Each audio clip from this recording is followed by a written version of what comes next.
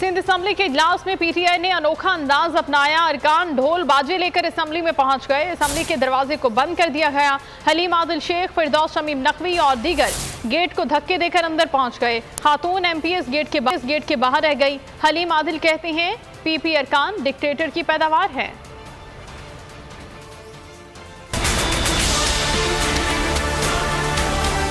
कल चारपाई पर तकरार, आज ढोल बाजों की आवाज। सिंध असेंबली अरकान में तनाव कम न हो सका। स्पीकर ने चारपाई लाने वाले 8 अरकान पर पाबंदी लगा दी। पीटीआई अरकान ने आज निराला अंदाज अपना लिया। कुछ अरकान ने ढोल बाजे बजाए, कुछ को फूलों के हार पहना दिए।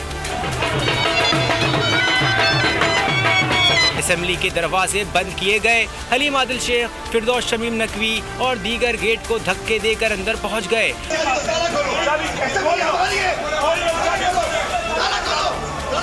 खातून एमपीएस गेट के बाहर रह गई। ओपोजिशन लीडर हलीम आदिल शेख ने मुराद सरकार को आड़े हाथों ले लिया। पीपल्स पार्टी को डिक्टेटर की पैदावार करार दिया।